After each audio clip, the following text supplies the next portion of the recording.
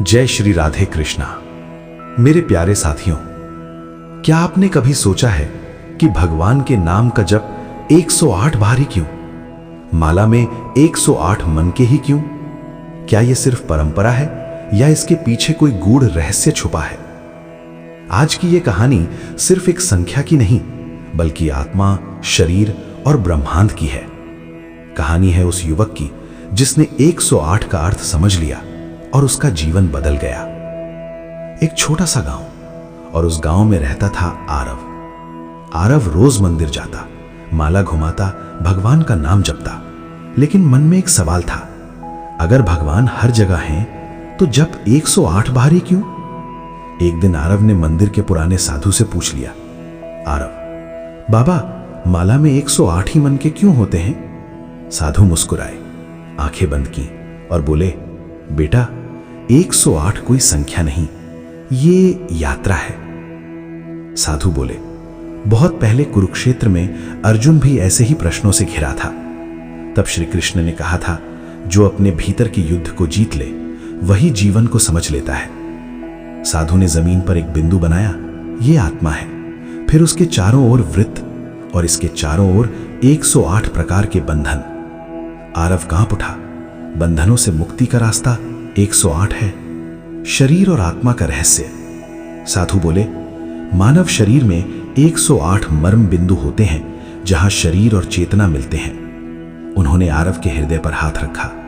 जब तू 108 बार नाम लेता है तो हर जप एक एक बंधन तोड़ता है। आरव की आंखें भर आईं। तो माला मुझे आजाद करने का रास्ता है? साधु, हां पुत्र, यही कारण है कि संत कभी जप नहीं छोड़ते। सूर्य, पृथ्वी और 108।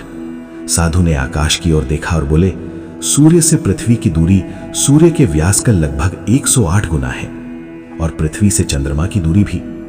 आरव हैरान, तो प्रकृति भी 108 का अनुसरण करती है? साधु, बिल्कुल। भगवान जब बोलते हैं तो ब्रह्मांड में बोलते हैं। साधु ने माला आरव के हाथ में दी। 108 जप करके भगवान को नहीं, खुद को पा लिया जाता है। आरव ने आंखें बंद की, पहला मन का घुमाया और पहली बार उसका मन शांत हो गया। दोस्तों, 108 गिनती नहीं, ये आत्मा से ईश्वर तक का रास्ता है। मेरे प्यारे साथियों, आरव अब वही नहीं था जो कभी सवाल करता था। अब वो उत्तर बन चुका था। वो समझ गया था, 108 माला के मन के नहीं, 108 बार मैं का विसर्जन है। मंदिर में बैठकर उसने आखिरी मन का घुमाया, लेकिन वहां रुक गया। साधु की आवाज गूंजी, आखिरी मन का भगवान के लिए नहीं, वो तेरे लिए है। आरव मुस्कुराया, आंखें बंद की, और पहली बार उसे कुछ पाने की इच्छा नहीं थी। जब तक तू 108 गिनता है तू साधक है।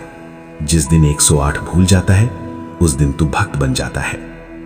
108 संख्या नहीं, यह अहंकार से आत्मा तक की यात्रा है।